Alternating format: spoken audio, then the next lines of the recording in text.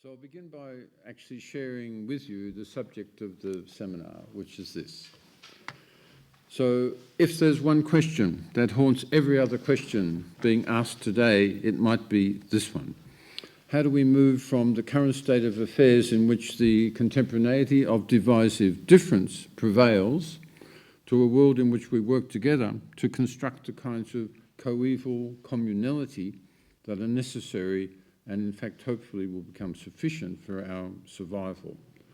So it's, almost every question that's being asked now, I think, has a structure of this kind, of moving us from one state of affairs to another. So we could hypothetically, and in fact in a serious vein, call this the world's question. And we could regard it as the question that everything that makes the world possible as a world, everything that's actual within it, is asking of itself and of every other thing, and about their relationships to each other right now. So there are, of course, many other questions that seem as large or as opening onto questions this big. Among them are the following. What are the viable alternatives to capitalism as an economic driver within nations, between nations, and outside nations? Will the United States and China hold back from plunging global geopolitics into a new Cold War? Does the persistence of authoritarian rule and the rise of reactionary populism within many nation states signal the permanent decline of democracy as a model of social organisation? Which of the following films most presciently imagines our future? Crash, Children of Men, Babel, Tree of Life, Melancholia, Cloud Atlas, Avatar, In Time, Tomorrowland, A Touch of Sin, 10 Years, Blade Runner 2049, or Black Panther, or none of these. Probably none of them. How do we create or recreate a genuinely free public sphere in our town, in our city, our country, between nations, or on the internet? Can global warming be mitigated sufficiently to save our species? So there are many such questions that come to our mind whenever we think what the world's question might be, or the structure of questioning worlds might be right now. But they all depend on answering a larger question, roughly of this kind. How do we become our, O-U-R? How does mine and yours become ours, O-U-R-S, for each one of us individually, locally, and on a planetary scale? So, of course, in this context and every context, every single element in such a question, each word, concept, relation, and every connotation calls itself and every other term into question and requires further explanations and qualifications. And in a way, more dangerously, each question and sub-question contains its own expectation as to an answer. And in fact, most asking and most answering oscillates between these two states, between a kind of addictive deferral of questions of this kind and a kind of preemptive foreclosure of them, of even asking them. But soon that circus has to stop, at least for a while, and it becomes necessary to reassert a question of this general kind as pointing to what needs to be said and what needs to be done right now. So there are, of course, many precedents for such a question, and the seminar this morning took its initial orientation from and against Martin Heidegger's response to a similar set of predicaments in the mid and late 1930s, and then again another set in the early 1950s. So his famous essay, The Age of the World Picture, posed a set of questions of this kind. And he said, when we reflect upon the modern age, we're questioning concerning the modern world picture, Weltbild. We characterize the latter by throwing it into relief against the medieval and ancient world pictures. But why do we ask concerning a world picture in our interpreting of a historical age? Doesn't every period of history have its world picture? And indeed in such a way as to concern itself from time to time with that world picture? Or is this, after all, only a modern kind of representing, this asking concerning a world picture? So the essay goes towards the latter, that it's a modern thing to do, to ask that. So after explaining that world picturing, and I quote, when understood essentially, does not mean a picture of the world, but the world conceived and grasped as picture. After making that distinction, which we spent about half an hour on today, he laments that, and I quote him, the fundamental event of the modern age is the conquest of the world as picture, as distinct from his preferred relationship, which in his formulation is one of being what he calls openness to being. So openness to being, as distinct from that being mediated in some sense by a picture of the world or grasping the world as picture, is the kind of distinction that he offers.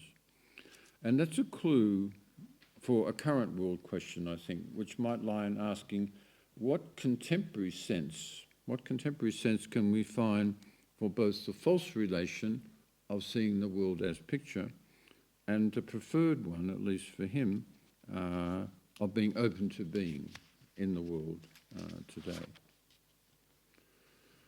So a little bit of context is interesting. In her recent book, The Global Work of Art, World's Fairs, Biennials and the Aesthetics of Experience, published 2016 by Chicago, Carolyn Jones alerts us to the fact that Heidegger's essay, although it was not presented or published really until 1938, was written during the previous 2 to 3 years, beginning probably in 1935, partly, and she says strongly, but at least partly in his expectation of leading the German delegation to the Philosophical Congress associated with the World's Fair to be held in Paris in 1937. She notes, and I quote, that World's Fairs had long functioned to throw subjective experience and art into relief, figured against the objective displays of techno-scientific wonders and the industrial sublime.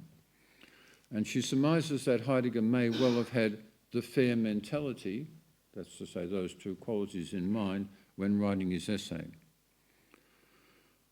So the French organisers had in fact decided to devote the 9th International Congress of Philosophy at that fair to the celebration of Descartes' rationalism.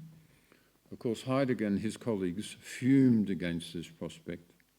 But in the event, Heidegger, having turned away from the party by at least 34, 35, having turned away from the party, they actually sent a party hack to the meeting instead of him. But one of the things that he warned about in his essay, the Clash of Beltone, of world pictures in the sense of ideologies or worldviews, clearly played itself out in a major way in the fairgrounds. And we can imagine ourselves as the sort of spectator of world ideologies here in this photograph, looking at, of course, the confrontation, symbolic confrontation between the German and the Soviet pavilions. There were many associated skirmishes in smaller pavilions, such as that of the Republic of Spain, which showed famously Picasso's Guernica. So Heidegger's scathing about symbolic picturing in this and other essays, yet his essay, other essays, notably The Origin of the Work of Art, also written 35 to 37, but not published till 1950.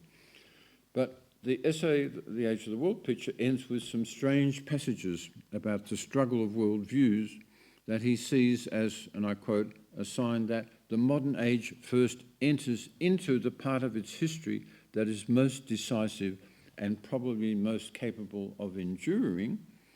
And with that reference, he writes an appendix, not spoken in the original lecture presentation, but available from 1938 onwards. He writes an appendix which evokes, in a sense, the prospect of a superman, or a god, in fact, being able to generate a god to, as it were, save the situation.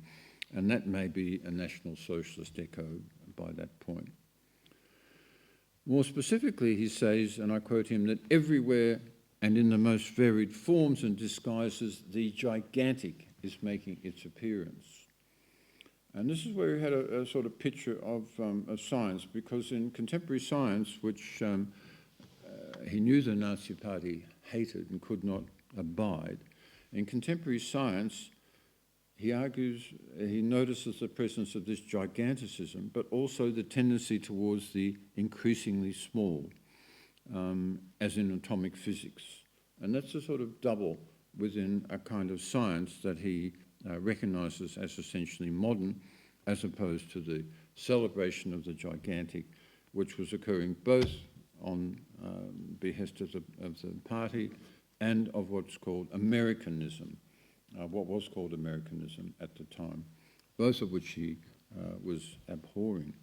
Nonetheless, he was open to, and I quote, a remarkable kind of greatness that he spoke about, distinctive in the modern age, conceived by that age. And this remarkable kind of greatness was tied to a rage to calculate everything. And for him, that obsession with calculation produced what he called a shadowy state of incalculability. So he concludes his essay with a passage from a poem by Hölderlin, which he introduces with these comments, and I quote Heidegger here, "Man will know that it is carefully safeguard into its truth that which is incalculable, only in creative questioning and shaping out of the power of genuine reflection. It's reflection that transports the man of the future into that between in which he belongs to being, and yet remains a stranger amidst that which is." So these are comments that have resonated often since then, not least in Giorgio Agamben's reflections on contemporaneity in his 2007 lecture in the school, in this room, in fact. So we're on the path towards a contemporary sense, if you like, of openness to being. Another Heidegger essay will help us take another step. So, of course, in Paris in 1937, as you see, architectural design and works of art did ideological battle between opponents who were already engaged in indirect conflict and were soon to consume the continent and much of the rest of the world in all-out war. So after the war, Heidegger returned to these questions in his 1951 essay, Building Dwelling Thinking. In contrast to his earlier condemnation of seeing the world as a picture, now he's showing how the lifelong quest to grasp the nature of being is present in building, dwelling, and thinking if they're carried out in their most authentic forms. So this is his summary statement of his argument. To preserve the fourfold, to save the earth, to receive the sky, to await the divinities, to initiate mortals. This fourfold preserving is the simple essence of dwelling. And in this way, then, do genuine buildings give form to dwelling in its essence, and they house its essential, this essential unfolding, this essential becoming. So this is a pretty forthright statement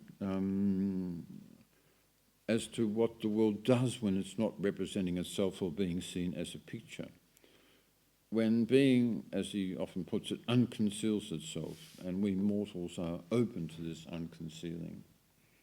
In the seminar, we had some interesting discussion about folding and unfolding, and how that operates in various manners within his essay, sort of in the unconscious of the essay. So one thing that interests me here is the question of who is speaking here. So obviously, in one sense, it's Heidegger himself on August the 5th in 1951 at a symposium at Darmstadt on man and space. But throughout the essay, as throughout much of his writing, he's actually striving to let being be, to spare it, as he puts it, to free it, to save it, in a word, to hear it speak. And more specifically in this essay, this kind of letting be is located in the ways human beings, he calls them mortals, are urged to stay with things, to preserve them. I quote him again. Dwelling preserves the fourfold by bringing the essence of the fourfold into things. But things secure the fourfold only when they themselves, as things, are let be in their essence. How does this happen? Well, in this way. Mortals nurse and nature the things that grow, and they specifically construct the things that do not grow. So to illustrate this constructing, Heidegger evokes the work of a bridge, concretely this one, the old bridge over the Neckar at Heidelberg. He says that bridges do not merely, and I quote, connect banks that are already there. The bank submerges banks only as the bridge crosses the stream.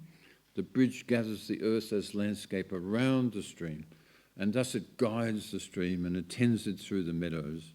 It also, and now I'm paraphrasing, it also leads peoples, connects towns, is the node in a network of highways, and then in his Catholic mood, it's a passage, offers a passage to the divinities, so that the bridge gathers itself in its own way. It gathers earth and sky, divinities, and mortals. In so doing, it creates a site, locations, boundaries, allows spacing, marks distance, takes us to it when we think of it, thus merging the Ding an sich, the thing itself, with our perceiving of it. Heidegger recalls the ancient German word for assembly, die Dinge. He could have equally added the Norse word thing, famously embodied in the Althing in Iceland, where gatherings of the ruling tribes and the eventual national parliament were held from 930 AD until 1798. That's a connection Bruno Latour has made before. So when Heidegger speaks of, and I quote, nursing and nurturing the things that grow, he comes closest to a consciousness that in his day, even then, would be identified as an ecological one. He talks about, and I quote, the earth is the serving bearer, the blossoming and fruiting, spreading out in rock and water, rising up into plant and animal. But he immediately goes on to say that when we say save the earth, we're already thinking of the other three elements, that is, receiving the sky, awaiting the divinities, and initiating mortals. But we don't think about the simple oneness of the four. And we noticed in the seminar today that this simple oneness he appeals to is a sort of incantation. It draws attention to what we should be thinking about and of what thinking itself should be, which is, from the point of view of this essay, an incessant folding of the four into each other, which he's saying is the basic working of the world as it constantly makes and remakes itself. So, to conclude this passage about Heidegger, to illustrate his final point is, I quote, only if we are capable of dwelling, only then can we build. He invites us to think for a while of a farmhouse in the Black Forest, which was built some 200 years ago by the dwelling of peasants, and he was most likely sitting in such a place when he wrote these words, of course, his hut at Totenalberg, which he bought in the 1950s and regularly worked in for the rest of his life. He talks about, and I quote the 1951 essay again, here the self-sufficiency of the power to let earth and heaven, divinities and mortals enter into simple oneness, into things ordered the house. It placed the farm on a wind-sheltered mountain slope looking south, amongst the meadows close to the spring. It gave the wide overhanging shingle roof whose proper slope bears up under the burden of snow, and which, reaching down, shields the chambers against the storms of a winter night. It did not forget the altar corner of the community table. It made room for the hallowed places of childbed, the tree of the dead, which is what they call the coffin there, and in this way designed for the different generations under one roof the character of their journey through time. It's a craft which, itself sprung from dwelling, still uses its tools and frames as things that built the farmhouse. So against this clearly ideal peacefulness, he places the question, finally, what is the state of dwelling, precarious age? And this is a world question of the kind that we're pursuing in the seminar. He praises action to remedy the post-war housing shortage, but argues that, and I quote, the real plight of dwelling is older than world wars with their destruction, older also than the increase in the Earth's population and the condition of the industrial workers. It is fundamentally the fact that mortals must ever search anew for the essence of dwelling. They must ever learn to dwell. So from within that homelessness, we draw on the workshop of long experience, we build out a dwelling and think for the sake of dwelling. These prescriptions, as I hinted before, and we realised in the seminar with some impatience, are not only too general in character, they pit a profoundly conservative idea of a worldly community against the precarity of the present.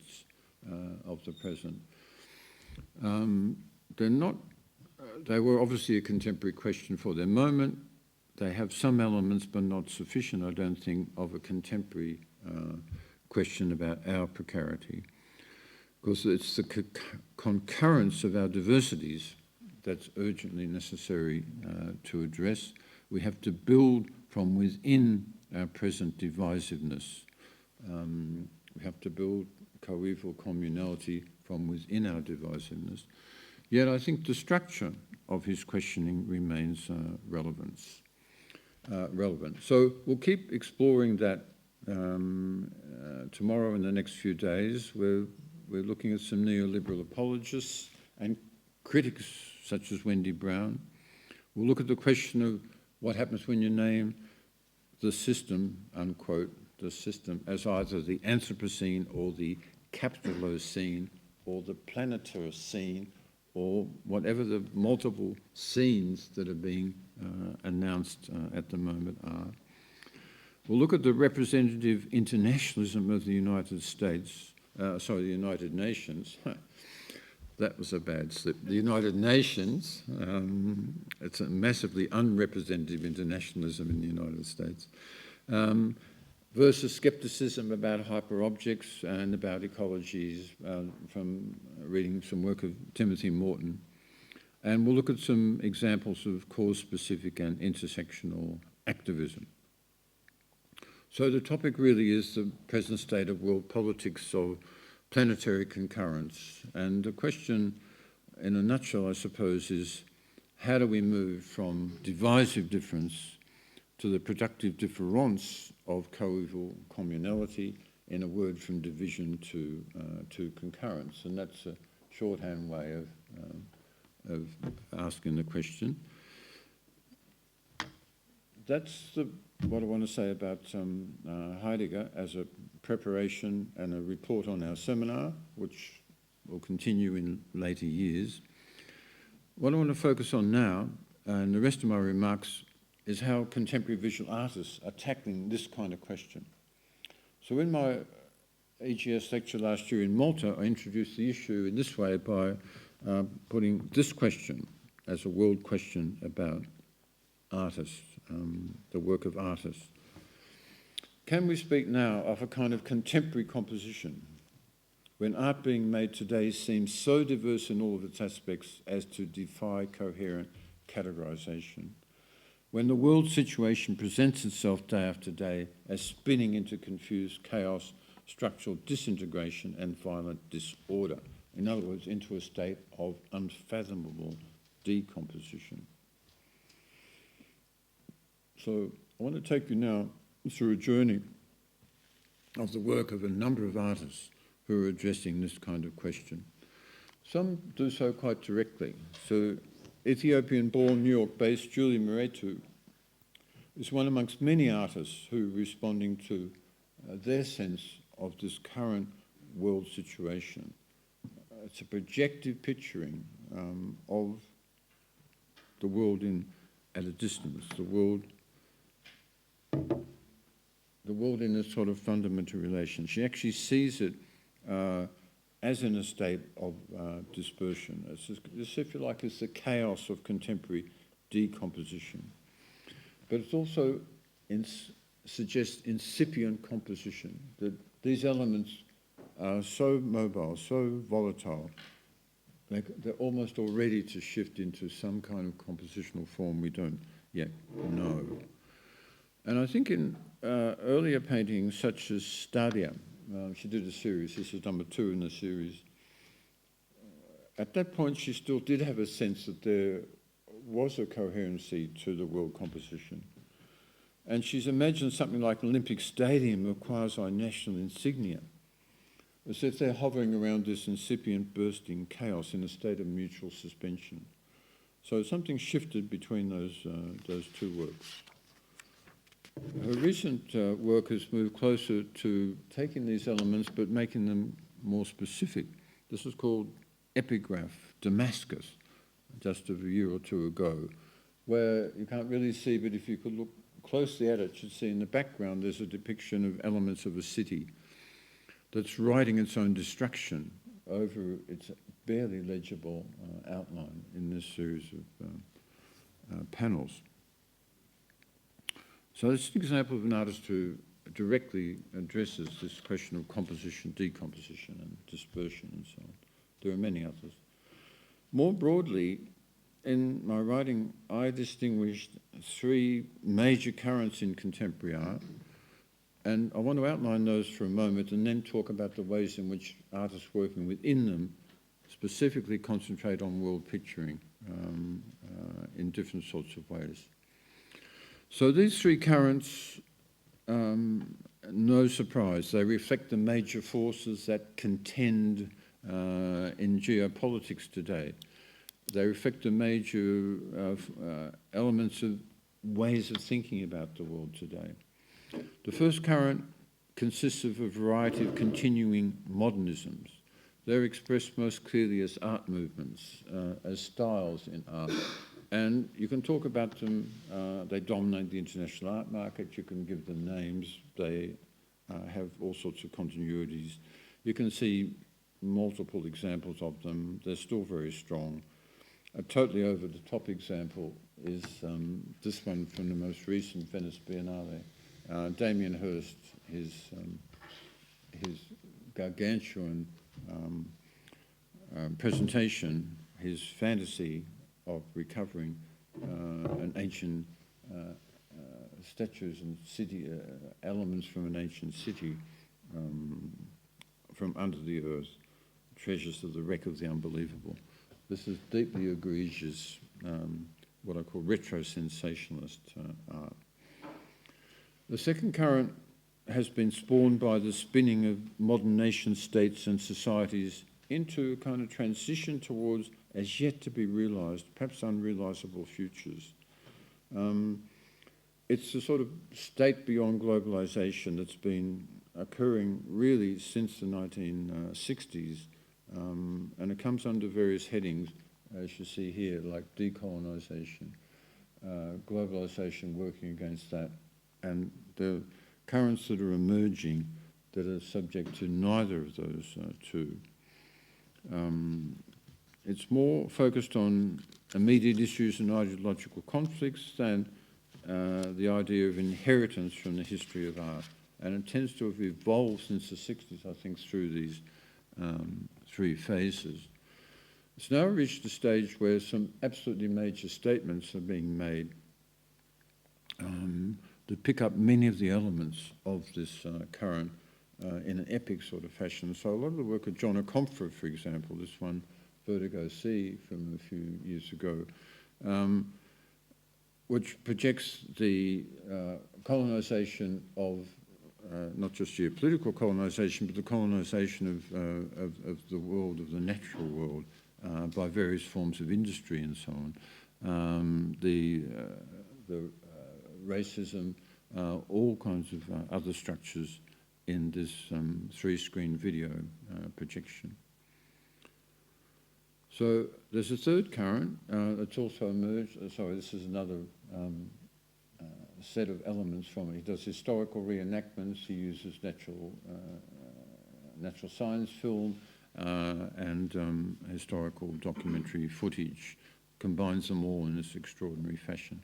So a third current bears directly on the questions of contemporary differencing that I was mentioning before, difference and desires for coeval communality, what I'm calling concurrence, in a whole set of contemporary concerns of this kind.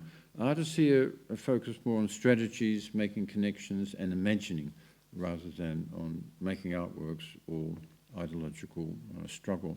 And within that there are various forms of world picturing and making art politically that I've started to introduce. Environmentalism, catastrophe and planetarity, thematics of a key sort, and affects of time, and mediations and worlding are also very strongly there. So I'll devote the rest of my remarks to exploring the work of artists who themselves are looking at these questions in and according to the strategies I've spoken about. And there will be a Heidegger echo here, because I could say much about each individual thing I'll show to you, but what I want to focus on in my comments will be the efforts to create compositional format, or to arrive at kinds of unities that allow for difference and disunity, okay? In other words, for kinds of concurrent composing that allows for difference to appear. We could call these the subjetil, or what Heidegger would call the Grundrisse of the works. That's what I'll emphasize, although I repeat, every work I could talk about for half an hour in its other aspects. So if we looked at a work by Damien Ortega, for example, this work does operate on a level of symbolical reflection, but as you see, what it does, let me see if we have a pointer. No, we do. Okay. So what he's done here is take literally the elements from his own apartment. This is his own furniture, his own cutlery, and so on and so forth. He's put them on these rotating sections that are organized to rotate each of them at a different speed relative to the rotations of the planets which normally would be at each of these points. Not exactly, but in an approximate sense. So you have this constant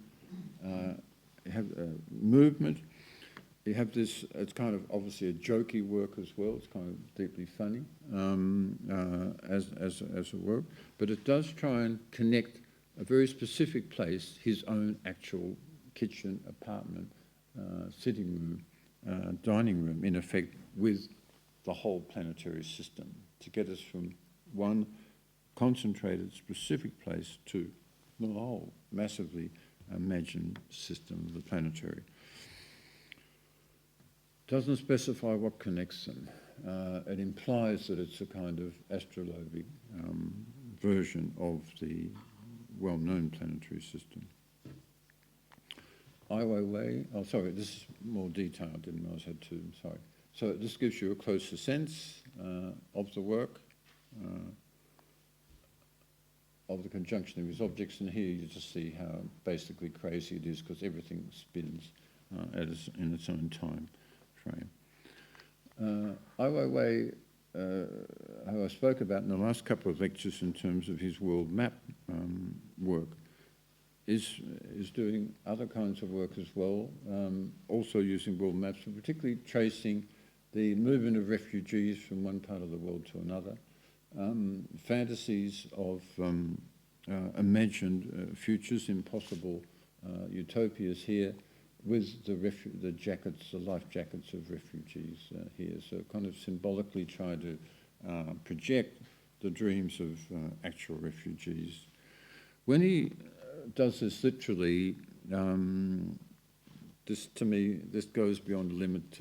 For me, this is such literality, reenacting the actual what happened to this Aylan Kurdi, a Syrian boy seeking asylum in Greece, who drowned in Bodrum in Turkey.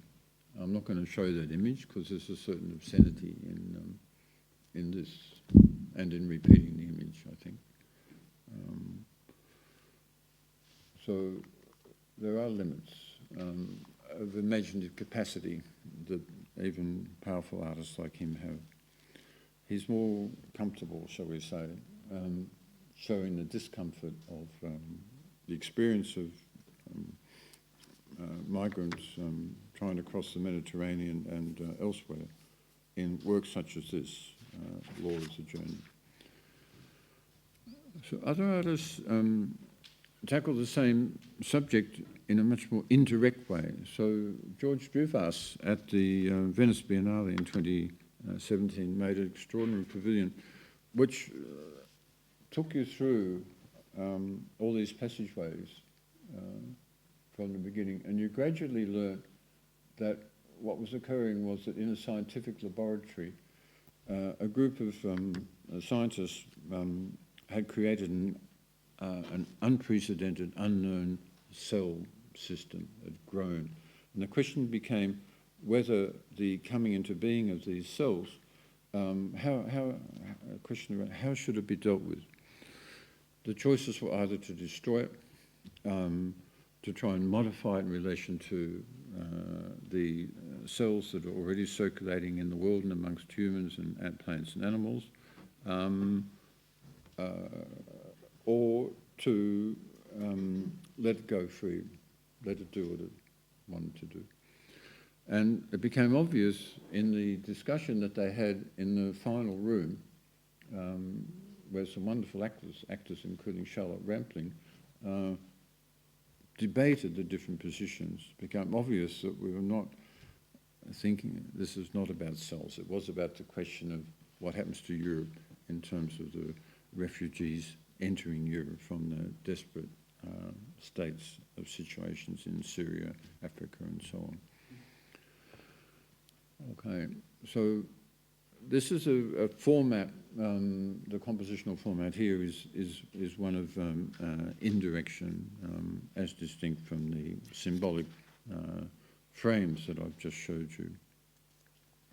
Another one that's used by William Kentridge is the format of the parade, the sort of demonstration, the slideshow, the magic lantern talk, the parade. And he often shows world diversity literally by parading it across in front of you in various ways. And this is a classic image I use very often, I love.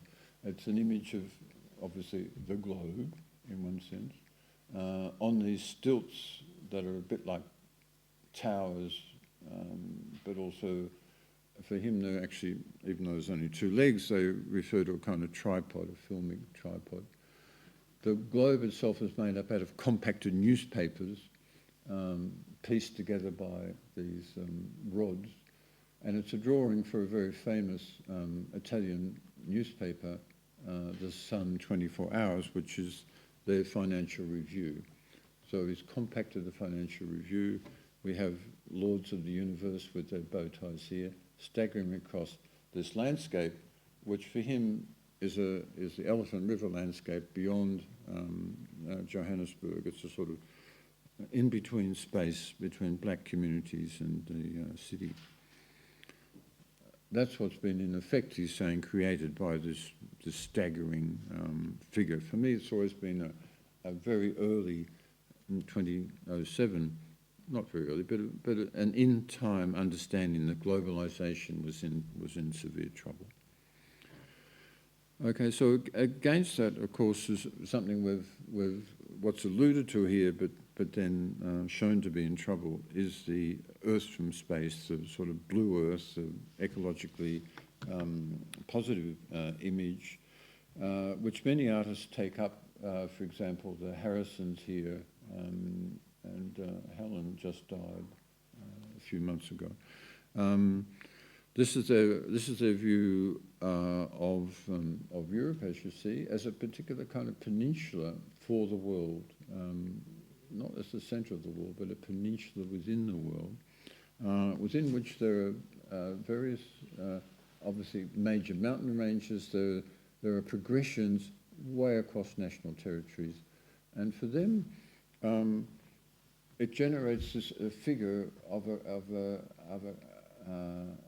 kind of a wolf, an ancient, now extinct wolf that lived in this area.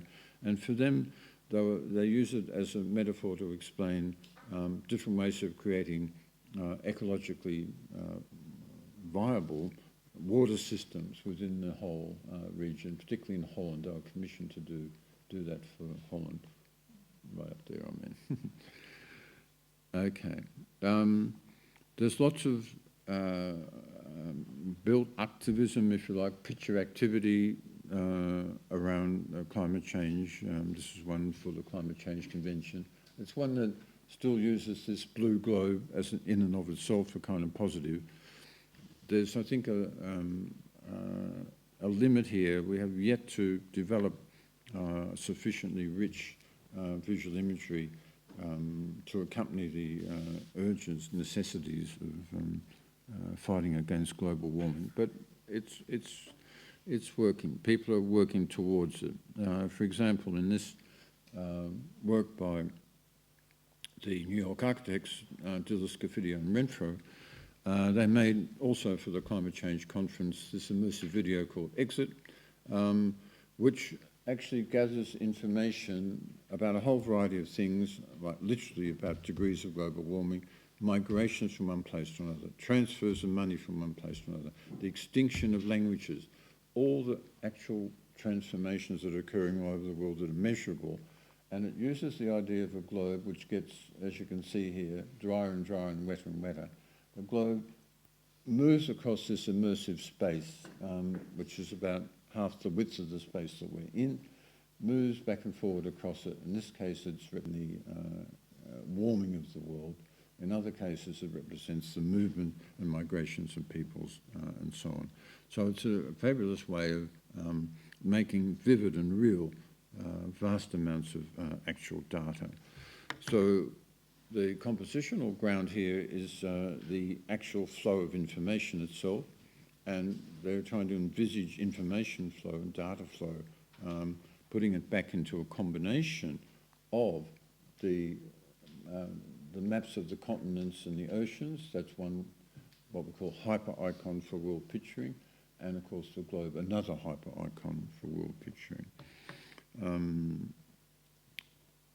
A further hyper icon is yet to appear, but it may appear soon. Okay. There are many more specific ways of picturing aspects of world connection and disconnection. And again, I'll just show you just a couple of examples from recent exhibitions that I've seen. This is a work that represents the, it's based on a photograph of, in fact, striking mine workers in Marincana, South Africa, taken on August the 16th, 2012. They were kneeling and singing anti-apartheid songs when police fired upon them, killing 34, leaving 78 wounded, and arrested 250 others. So he's presented that configuration, obviously with the people's heads in effect being severed, presented them as black figures or black corpses. An Indian artist, Abhinav Roy, who's an activist member of the Communist Party of India, Marxist-Leninist. He uses posters, slogans, pamphlets, placards, banners, books and large-scale murals, as you see, to document the politics of present-day India, while also recording his personal responses to the situation in just very small diary-type works such as this. This is, the format here is obviously propaganda, all the propaganda forms that I've just spoken about, clear public display formats. So what he's asking down here is this: at the present moment, when new types of fascism are emerging elsewhere in the world, what forms of knowledge and actions can be shared to allow a broader translocal affinity? Okay. Yet another form that's used by a number of artists as a basic compositional format is to seek ways to, as it were, allow the earth or the earth's processes to record themselves on various formats. The most obvious one is to take a photograph, digital print here. So Australian artist Murray Fredericks, he's in the Great Salt Lakes in the central Australia, north part of South Australia, massive salt lake area, and what he's doing is doing a very long digital projection of a landscape in which the entire Milky Way becomes visible with a wide enough lens and enough time. You see, that's the same star repeated. So he's using this particular format camera that allows very slow recording to show kinds of time that are not observable normally if you use just a single camera. Another way of letting the world, maybe it's a form of letting be, of planetary self-inscription, is this work by William Lamson, where he devised this kind of contraption in which he puts two mirrors, here, two mirrors, and one bounces off the other, and then he wheels the contraption just across the desert near Nevada, and what it does is burns the salt into a particular kind of line, and the contraption follows it goes straight, but it tries to go straight, but follows the curve of the Earth, and the movement of the sun generates this kind of line inscribed on the Earth. So these works are not themselves transforming anything. They're trying to become a medium for earthly processes to make themselves manifest. Similarly, Thomas Cesano builds environments. In this case, he has a whole environment created by a series of spiders that become moths. This particular spider in South America that's famous for not cooperating with any other spider. Somehow he managed to make an installation in which this group of thousands of spiders, very tiny ones, made this environment. A whole other dimension of thinking about world picturing, placemaking, and connecting that's been with us for, in this case, over 60,000 years is that of indigenous peoples around the world. And without showing you many of them, I'll just show you a couple of works one work by Gulma Yunupingu, who recently died. This is a work of what she calls the universe, but it's the universe as created by Garak, who's the originary being who creates all stars. And her picturing here it's not that each of these things is a star. Each of these represents a point of energy. Each of these crosses here, and there are lots of white ones in here, represents a convergence of energies that generates a star and generates the entire star system. So think back to the Milky Way, as we would call it. This particular Yolngu people do not see a Milky Way, they see a much more complex thing. And that's a cluster here. The dots behind are a whole other, if you like, we would call constellation that's creating itself in further away. This is her next to a painting by her father. I couldn't get the exact painting, but a very similar one by him is also about the creation of different parts of the world by ancestor figures that are not represented, but what they've created, some of the animals and sea creatures and so on, are represented here, as well as the particular settings in which, both in the sea and on land and mangroves, where these occur.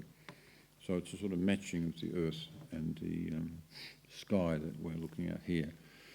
Many of Heidegger's terms of the fourfold are very much present here. In fact, they were here a long time before he thought about any of them. So just a few more. Of course, no work by indigenous artists occurs in the world today without being framed in all sorts of ways by the work of non-indigenous artists who are present in the same physical space. There is no pure indigenous other actual uncontaminated space. There are, however, many indigenous other spaces that are uncontaminated in a more spiritual sense. Iman Stillis is an Australian artist whose parents are Latvian, and he's an artist who, coming out of the 1980s, in the period of appropriation, made a number of works that have a very strong resonance in Australia. This one, for example, addresses and really makes fun of the sense of white Australians that the interior of Australia, which is a lot of which is very relatively difficult to live in, and mainly indigenous people live in it, except for major towns, we regard as our metaphysical interior, if you like. And it's a metaphysical interior about which most white Australian settlers do not think. They have a deep sense of its presence, but do not think it. And here he's making a painting about those who do think it, which of course are mainly indigenous people, as you see by this hand. He's brought in one of his Latvian comic strip figures that are just a total dispossessed, lost person. And here he's quoting a work by Julian Schnabel, where Schnabel himself tried to imagine being an Australian Aborigine and how an Australian Aborigine would paint, which is nothing like that, as you've seen. So it's it's an artwork about art which stays pretty much in that dimension. Another work he did that's crucial is about the connection and disconnection, disjunction between cultures. So here, this work, The Nine Shots, that uses Duchamp's, one of Duchamp's little detailed things, which was firing 9 matchsticks at one of his works.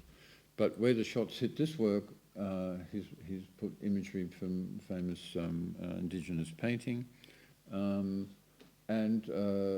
imposed that and intersected that with his little panel boards and a work by George Baselitz, Georg Baselitz, one of his work from the 60s. So it's as if the young artist, the romantic artist, is, as it were, nailed or pilloried and dissected by the indigenous imagery. So his basic format, as you see, is repetition, and each of these boards has a number, as you see up there, repetition to encapsulate kind of the random conjunction of imagery, what he calls the failure of locality. The place cannot occur. We are all too dispersed for that to happen. Indeed, in this case, he's not so sure about that. It's a more conjunction, a more clash of localities. And in more recent work, he's spoken about cultural concurrence. Okay, cultural concurrence is what you see here. This is a work by Michael Ether and so-called friends, in which 20 indigenous artists work with a white artist, taking two maps of the world. There's one there and there's one on the other half, maps of the world continents, which are repainted to create this sort of quasi-continent. Snake dreaming imagery going through here, fish dreaming here. These are work by local abstract artists, in fact. Specific panel bark painting of the sort you see here. there's lots of imagery that's actually created what he calls these two worlds. But this is the two worlds where they touch each other, converge with each other in a kind of sympathetic concurrence, one that generates a third sort of world in which both coexist in a rough equality. Okay, a couple more templates and then I'll finish off for you. Another kind of template that's crucial for contemporary artists, obviously, is temporality. So temporality itself can generate some quite extraordinary works about the present, the recent present. So recently in Bologna, I saw an exhibition of work, and this work by Daniela Comani stood out for me. It's a kind of diary called I Was Me. It goes from 1900 to 1999, and on every one of these things you see, it starts from the 1st of January 1900, ends up the 31st of December 1999, and each day there's a kind of statement by somebody. I'll just do the beginning ones, or some. So on January the 1st, 1919, I founded the Communist Party of Germany in Berlin. So that was Rosa Luxemburg. On January the 2nd in 1992 in Berlin, I was able to take insight into my Stasi files. That was a woman called Ulrike Popper. On January the 3rd in 1925, today I announced the foundation of the dictatorship of Rome. That was Mussolini. January the 4th, I bought the first issue of the magazine Der Spiegel for one Reichsmark. I don't know who that was. January the 5th, I'm in the Théâtre de Babylone in Paris to see the premiere of Becker's play Waiting for Godot. And so it continues. There's Maria Montessori opening her first thing. There's a man reaching the South Pole. And here's one you'll like. January the 8th, 1954, Memphis, USA. In a sound studio, I made a recording at my own cost, the single That's All Right Mama, which I intend to give to my mother for her birthday. So you can guess who that was. Okay. So temporality, I think I've got another one. Yeah, well, there you are. That's the one I was reading. That's an English translation of the Italian section. The work's basically in Italian. So the format of, simple repetition, but then making present the incredible complexity of the world through various moments of time, repeating the time, but generating all this amazing difference. Another example is an Australian artist, Tom Nicholson, who lists along the wall starting here, and then all the way along the wall in pencil. Takes him a long while to do it. Every national boundary that has been created since 1901. 1901 was when the Australian states federated. So he lists every single one. You see a number here. Okay. So I'll just return in conclusion to this idea of the dream of the fourfold integrating into an achievement of dwelling. And go back again, oh sorry, this one. Before we get, no, I want to stay, I think, let's see, yep, to Ortega. So in this particular work by Ortega, the Cosmonia Domestica, the three of the fourfold are there. So this is sculpture clearly is open to receive the sky, including that over a city. It awaits the divinities if we take the divinities to be the planetary system or the cosmos itself. And it celebrates the everyday mortality of being in one's domicile. That's actually one word that Heidegger doesn't use in his essay, at least as far as I can tell. It relies on the machinery built beneath it. It's resolutely focused on city life. And that mitigates against it doing the fourth thing, which is saving the earth. There's nothing about saving the earth in this work. But perhaps its sense of humour may help in saving the earth, who knows. So similarly, Cuger's Map of Utopia, which is, I think, a terrific parody of utopian thinking, starting with the configuration itself of this weirdly dancing island, which I recall Alfred Jarry's great figure, the Mad King. And then there's the Gulf of the Anarchist, there's the Badlands of Globalization, there's the Cape of the End of History, Utopia of Technological Revolution, there's the Cape of Uninterrupted Revolution, but Utopia in fact is this little tiny donut island over here with various city-states.